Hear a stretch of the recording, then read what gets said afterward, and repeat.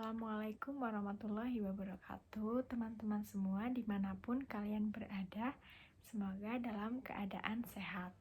Sebelumnya, perkenalkan nama saya Sabina Tia Rahmani dengan NIM K7621104 dan teman saya Vira Wahyu Septihana dengan NIM K7621121.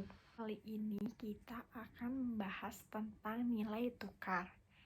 Saya di sini akan menjelaskan tentang 3 kurva di samping.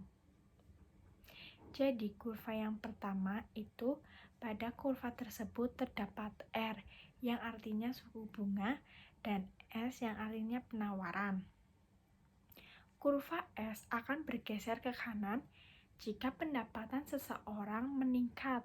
Namun, sebaliknya, jika seseorang tidak mempunyai pendapatan, akan bergeser ke kiri. Lalu, NCO ketika suku bunga tinggi, maka minat investasi seseorang akan rendah. Dan ketika suku bunga rendah, maka minat investasi seseorang akan tinggi. Kurva yang kedua itu jadi kapan seseorang melakukan investasi di domestik atau di luar negeri. Jadi ketika suku bunga di domestik lebih rendah, maka orang-orang akan meminjam uang di Indonesia lalu dibawa ke luar negeri, begitupun sebaliknya. Jadi suatu NCO keluar ketika tingkat suku bunga rendah. Kurva yang ketiga itu menjelaskan jumlah rupiah untuk membeli $1 ketika sedikit, permintaannya juga sedikit. Begitupun sebaliknya. S tegak karena S tidak tergantung pada exchange rate.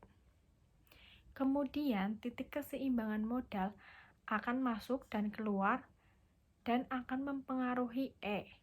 Jadi ada 2 yang menentukan kurs, yaitu yang pertama ketika mengalami apresiasi, yaitu ketika nilai dasar menguat daripada mata uang asing. Artinya nilai rupiah menguat dengan mata uang asing. Yang kedua, ketika mengalami depresiasi, yaitu ketika nilai rupiah kita melemah dibandingkan dengan nilai tukar asing. Artinya ketika membeli dolar, kita membutuhkan rupiah yang banyak. Jadi, apa yang menyebabkan mata uang depresiasi atau apresiasi? Contohnya suatu peristiwa yang merubah NCO bergeser ke kanan atau ke kiri, maka akan berdampak terhadap perubahan kurva supply, misalnya pelarian modal ke luar negeri mengakibatkan NCO bergeser ke kanan. Sebaliknya, jika banyak modal yang masuk ke dalam negeri mengakibatkan NCO bergeser ke kiri. Peristiwa yang pertama adalah surplus perdagangan. Ketika mengekspor ke Amerika Serikat, permintaan terhadap rupiah meningkat. Orang Amerika Serikat harus menukar dolar milik mereka ke dalam rupiah untuk membayar. Oleh karena itu, peningkatan ekspor mengarah pada peningkatan permintaan terhadap rupiah. Itu membuat rupiah lebih bernilai relatif terhadap dolar Amerika Serikat dan rupiah terapresiasi. Mengasumsikan impor dan faktor lain tetap konstan.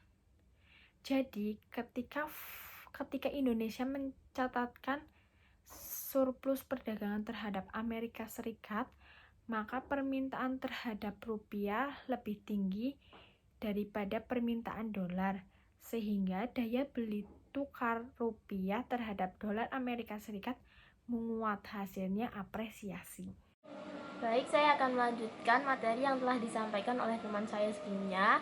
Pada kali ini kita akan membahas tentang bagaimana pergerakan nilai tukar ketika terjadi kerusuhan di suatu negara. Kita misalkan di Indonesia terjadi kerusuhan, maka para investor akan otomatis menarik kembali dana mereka atau aset mereka, karena menurut mereka kerusuhan di negara mereka berinvestasi tidak akan baik untuk investasi mereka. Setelah mereka menarik kembali dana dan aset mereka akan menggunakannya untuk membeli di USA atau Amerika. Karena adanya penarikan tersebut menyebabkan penawaran terhadap rupiah meningkat dari R1 ke R2 di kurva yang pertama. Bisa kita lihat di kurva yang pertama, titik R1 akan naik ke R2. Karena kejadian tersebut dan arus keluar modal neto Indonesia tinggi menyebabkan kurva NCO bergeser ke kanan. Kemudian ketika kurva NCO bergeser ke kanan, otomatis kurva exchange rate akan bergeser ke kanan juga, karena naiknya arus keluar modal neto dapat menyebabkan jumlah penawaran mata uang rupiah di pasar pertukaran valuta asing meningkat dari S1 ke S2. Jadi di titik S1, di garis S1 di kurva ketiga itu akan bergeser ke kanan ke S2. Jadi nilai rupiah akan dikonversikan ke mata uang Amerika yaitu US dollar, maka mata uang rupiah akan mengalami depresiasi yang semula di titik E1 menjadi ke E2 di kurva yang terakhir. Demikian penjelasan tentang nilai tukar dari kelompok kami. Kurang lebihnya kami mohon maaf dan terima kasih atas perhatiannya. Wassalamualaikum warahmatullahi wabarakatuh.